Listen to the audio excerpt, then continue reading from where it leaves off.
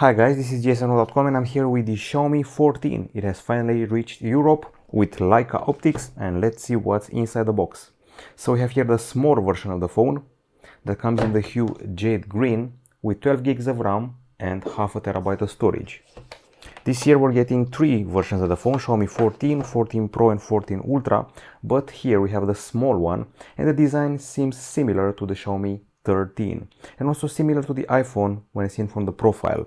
It's got the hefty camera, the Leica logo, Snapdragon 8 Gen 3, fast charging and even wireless fast charging. Plus, it's the first time I'm seeing the brand new HyperOS in action.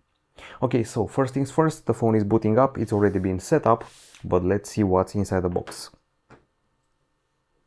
So here we have an envelope, and in here we have the key used to access the slots.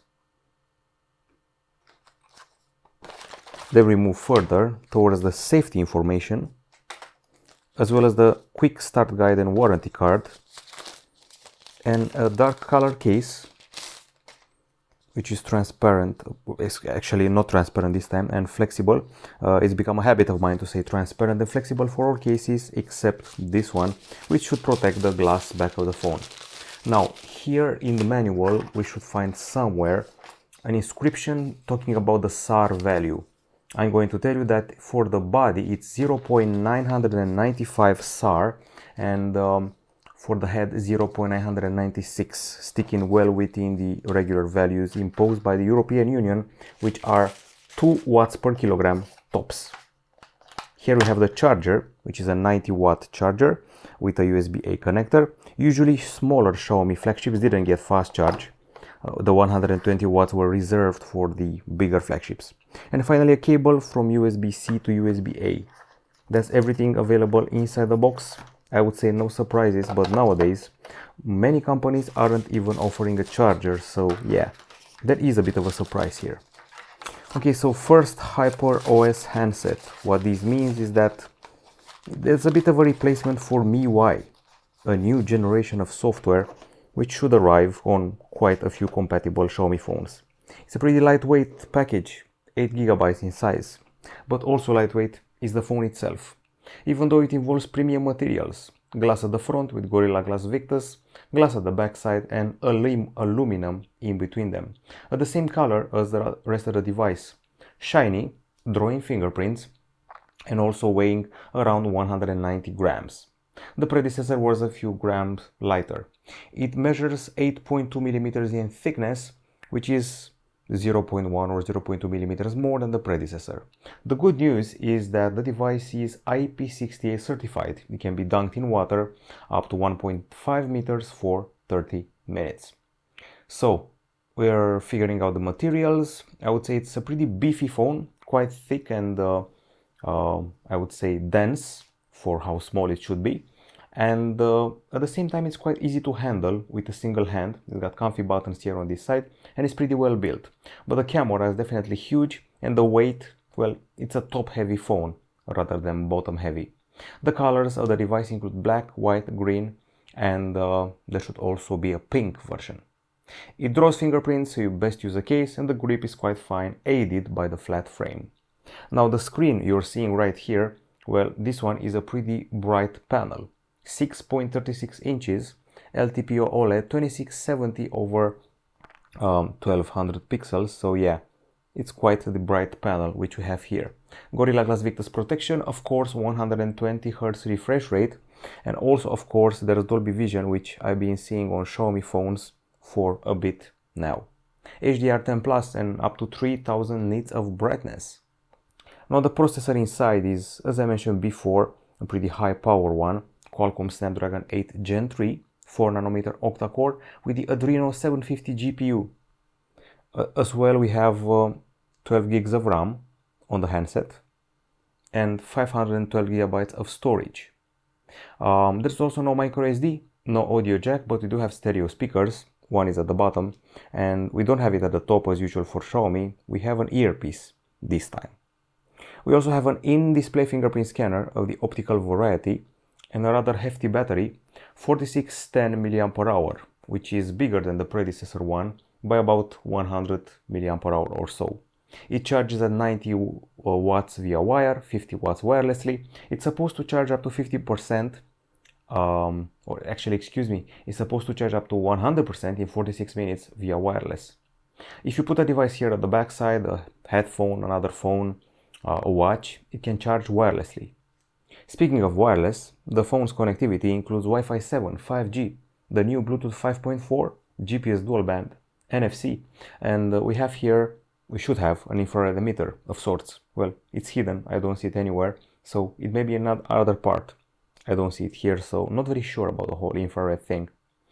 We have a USB-C 3.2 port at the bottom, and the SIM tray rests here next to a, well, microphone hole. Now, aside from that, the sensors include the accelerometer, proximity, gyro, compacts, barometer, and a special color spectrum sensor. Now, if you're going to use a more lit up background, so to say, you're going to figure out that we have a punch hole here. And in the punch hole at the top of the screen rests a 32 megapixel camera, which has become, well, typical for Xiaomi phones.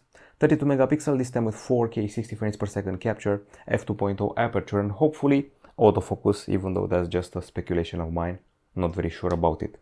At the back side, we have this Leica branded camera with special Sumilux lenses, that's a mouthful, and 3 50 megapixel sensors. Main one, f1.6 aperture, it has laser focus, optical image stabilization, and dual pixel face detection autofocus. There's another 50 megapixel camera, telephoto, 3.2x optical zoom, optical image stabilization, and something like a 10 centimeter plus focus range. And a 50 megapixel ultra wide camera, f2.2 aperture with 115 degrees. This camera shoots 8K video in 24 frames and has log capture, much like we've seen on the Honor phones. So if you go here into the Pro Photo area, and if you go here, you have your log capture for you, so you can do a bit of colorization afterwards. There's also exposure verification and even a sonogram. So the Pro mode is definitely well spec'd. Aside from that, there's a panorama, time-lapse, director mode, full 50 megapixel shots, slow motion, a super moon to take clearer shots of the moon when zooming in, night mode, and short film. You can take photos of documents, black and white, enhanced, and original. We have a portrait mode as well,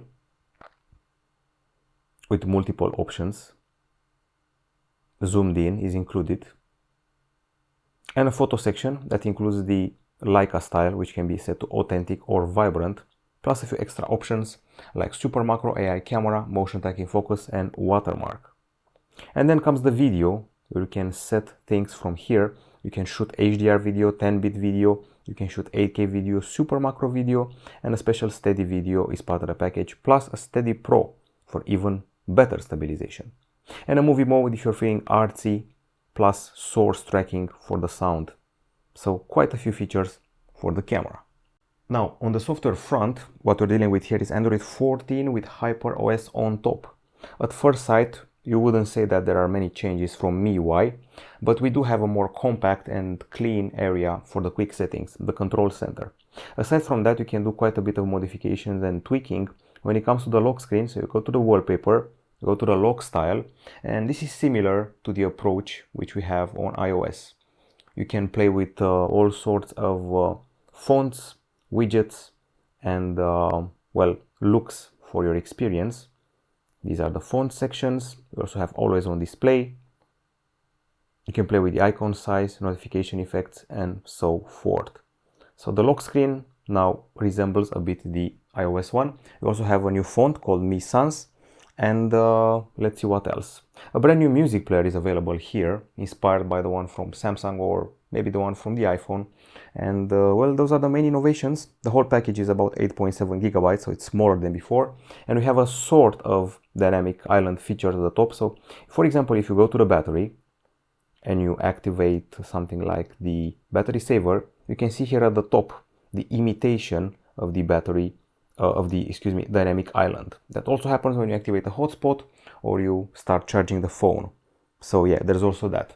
Plus improved features when it comes to security and privacy, which haven't been there before. This is a new hub, which wasn't in MIUI. Another innovation is available here. Okay, and of course, better interconnectivity with other Xiaomi devices. That's all we know so far about HyperOS. It's supposed to be a lighter OS. My only gripe here is that we no longer have a settings button handy, or I'm missing it. So I used to be able to press it here somewhere. I should probably look it up, or maybe through some editing have it comfy. I can see we have a Mi remote feature, so we do have infrared here, but it's supposed to be better hidden. I no longer see it at the top side. Could be here maybe, who knows. Interesting. Okay, so that's it from us. A very compact phone, but also dense and heavy, with the promise of top-end Leica capture, 350 megapixel cameras, and a brand new HyperOS. I'll be back with a full review pretty soon. Goodbye.